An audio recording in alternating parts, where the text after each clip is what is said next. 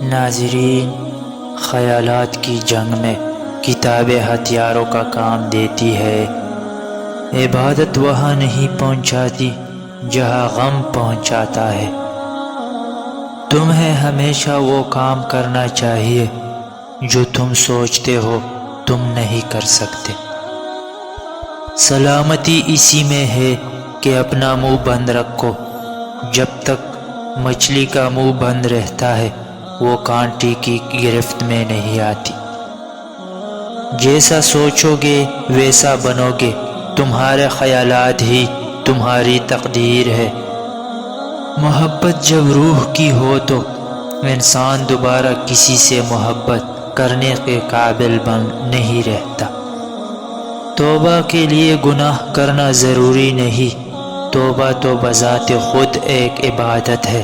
جتنی کی جائے اتنا ہی نکھار پیدا ہوتا ہے۔ جو شخص کوشش کرتا ہے اس کے لیے کوئی چیز مشکل نہیں۔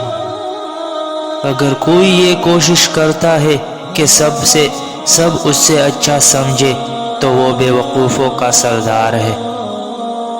یہ لیجئے صاحب، کوڑے کے ڈھیر سے ملا ہے وہ بچہ جو 2 دن کی محبت سے ہوا تھا۔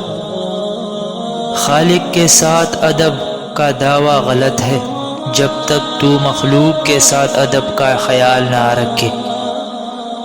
کیا تمہارے دشمن ہے؟ اگر ہاں تو شاباش، اس کا مطلب صاف ہے کہ تم نے زندگی میں کسی وقت کسی ٹھیک چیز کے لیے کھڑے ہونے کی ہمت کا مظاہرہ کیا تھا۔ جب تم ہمت ہارنے لگو تو سوچنا کہ تم نے شروع کس وجہ سے کیا تھا۔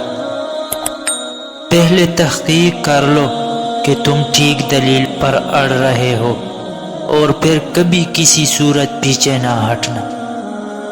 اپنا رخ سورج کی طرف کرو، سب سائے پیچھے رہ جائیں گے۔ جب کسی آدمی کو اس کا بساط سے زیادہ دنیا مل جاتی ہے تو وہ لوگوں سے برا سلوک کرتا ہے۔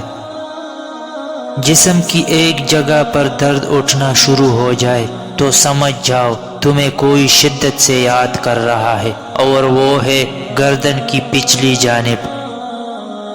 کبھی اپنی چال کا اعلان مت کرو جب تک تم اس کو چل نہ لو۔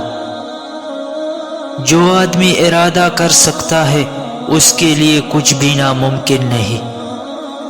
ناکامی کی سب سے بڑی وجہ ہے کہ انسان سمجھتا ہے اس کے پاس ٹائم بہت ہے۔ کامیابی کا پل ملتا تو سب کو ہے، لیکن اس سے صرف وہی کر سکتا ہے جو محنت کرتا ہے۔ ان لوگوں کے لیے کامیاب ہو جو تمہیں ناکام دیکھنا چاہتے ہیں۔